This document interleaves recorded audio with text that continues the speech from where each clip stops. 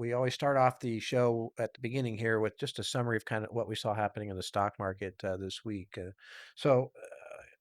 course, we've been looking at this chart, week by week for quite a few years here, Mhm. actually. So I've been keeping it going. This goes back to kind of the middle of 2018 there. And so this week was interesting. Monday was up, but then Tuesday, Wednesday, and Thursday were all down, kind of in that half point range, Mhm. half percent. And most of it was started off a conversation that Chairman Powell was having, I think it's the Rhode Island Chamber of Commerce or something like that he was doing a little speech and a question and answer. A couple things he talked about how basically he wasn't going to commit to another 2 rate cuts. All right. And that's what he always says. I don't know why the market respond to that in one way or Yeah, he another. he can never really commit to any kind of thing for anything with certainty. No, no. And, we still have more data to be, gathered between now and the October meeting and such. So, there's a little bit of concern there. The thing I found the most interesting, though, was he was talking about inflation um, being temporary because of tariffs, a one-time bump in inflation. They were going to try to make sure they kept it at that and that didn't get any more Mhm. out of control. This sounds a lot like what we were hearing in 2021 when we heard about transitionary inflation Mhm. being caused by the reopening after the pandemic. They weren't really wrong, actually. A lot of that was very accurate. The problem was the length of time it took for everything to go through. Yeah, So, a 3-year period is that considered transitionary? yeah, for most people that are living, in the daily world here, 3 years can be quite a while, especially as you saw some of the prices really skyrocket. So I thought that was interesting. They have to choose a path, right? They've got to go down the path of fighting inflation or helping the job market. Job market has been getting softer. The number of new jobs that have been created this year is down substantially from years prior. And so, we've got this situation where the Fed can decide in this case, they're gonna go down the path of helping labor, right? Yeah, they rather help the labor than, having and worry about inflation later. And we've talked about on the show a couple times that we don't disagree with that actually. The rate cuts are okay in a scenario. The problem is that people are worried about inflation because if you cut rates, you stimulate the economy, you make the stock market better theoretically, Mhm. and people have more money, they spend that money, and inflation gets even worse, right? But we're in a situation where job losses are coming through, layoffs are up, unemployment's up to 4.3%. So there's a softness, I think, in the demand overall.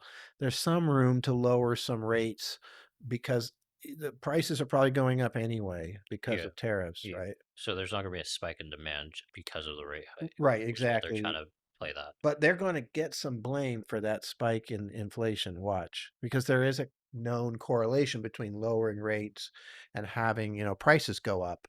And so if prices are going up and they're lowering rates.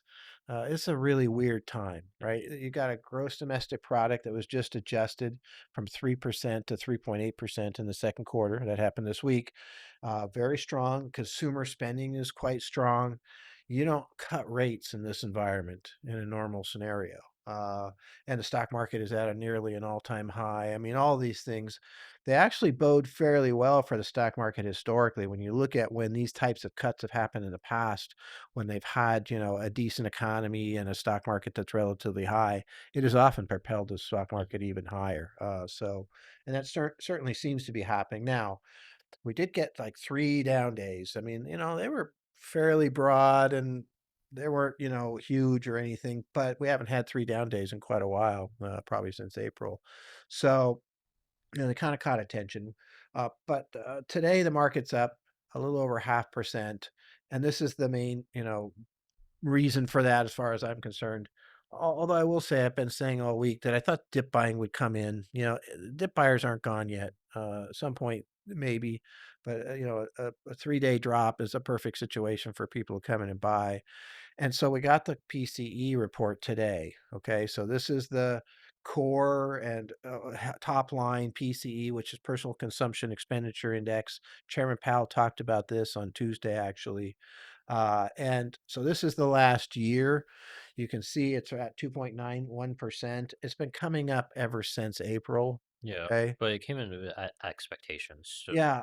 what the consensus expectations It would came be. in exactly at expectations across the board, actually, both on month to month and core versus top line, which, okay, so we'll talk about that because can we trust these numbers?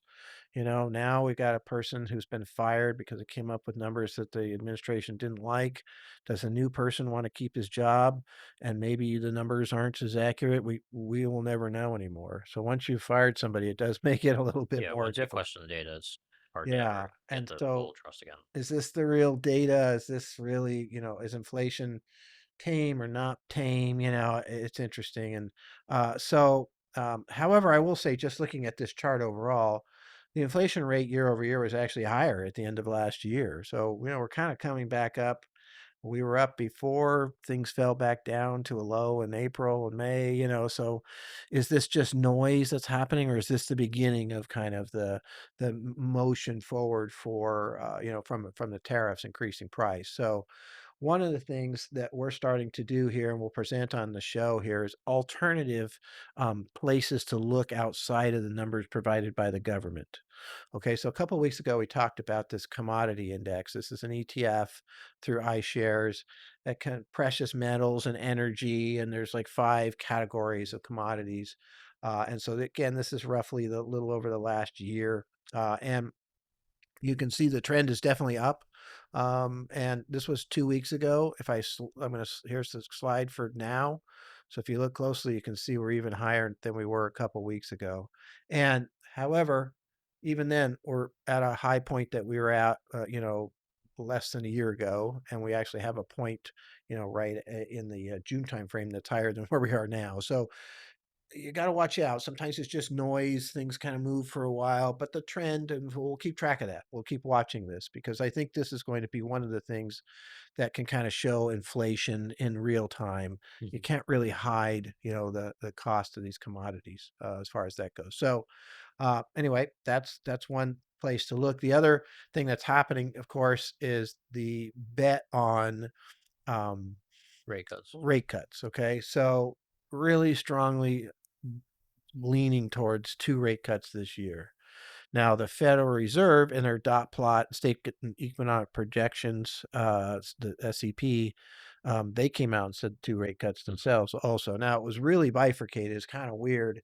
It was like 9 to 10 for 2 rate cuts. So it was very, close. So we'll see what actually happens. But there's 89.8% chance of a rate cut coming up here in October, and that's going to be October 29th. And then on December 10th, I was at 19th, sorry, December 19th, there's still another 2/3, 67% That's chance. December 10th, yeah. Yeah, 67% chance of a um, Second. second rate cut. Okay, so that's important. The reason that's important is because that's already factored into the market.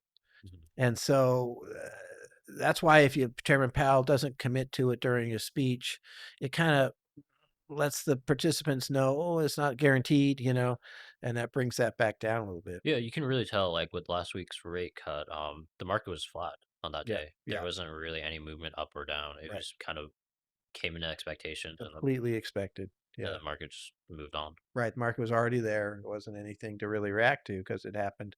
It would have been more of a reaction if it was a half a point rate cut or no rate cut Mhm. because the expectation was in the 90 percentile. I remember maybe even 97 percentile of that they'll do one rate cut. So anyway, that's happening. Now, the other thing that comes up in some of the questions is just we're we're looking at the possibility of a government shutdown, Mhm. right? I'd say it's a really high probability that it's going to happen. The Democrats want to use this to point out the Medicaid cuts. They don't want to agree to fund, the government if we don't have some, take back on some of those Medicaid cuts. And so I think they're asking for a lot. I can see what they're trying to do, but I also don't see an avenue out of that other than somebody capitulating at some point in time, so that could take a little while. Uh, and so, however, let's look at how it's done in the past during, rate cuts, during government shutdown.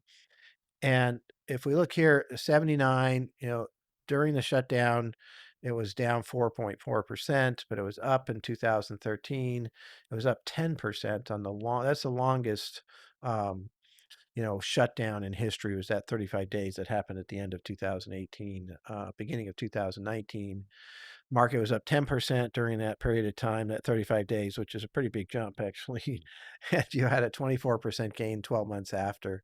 So the average for these shutdowns is the market is actually up during these shutdowns on average, and then 12.7% up after these shutdowns. So these generally aren't market related events, but these are a little bit different. They're talking about these mass layoffs as kind of a counter threat to the Democrats saying, hey, if we close down the government, we're going to lay all these people off. And it's kind of what we wanted to be doing anyway. Does that have an impact? Yeah, we'll see because I remember they made a similar threat the previous budget Right. or shutdown or possible shutdown. So will the Democrats kind of just let go or move on? Yeah, and is it a good threat or not? I mean, the whole Doge thing came through and they laid off all these people, and there's a lot of stories out there about how many people they're trying to get back.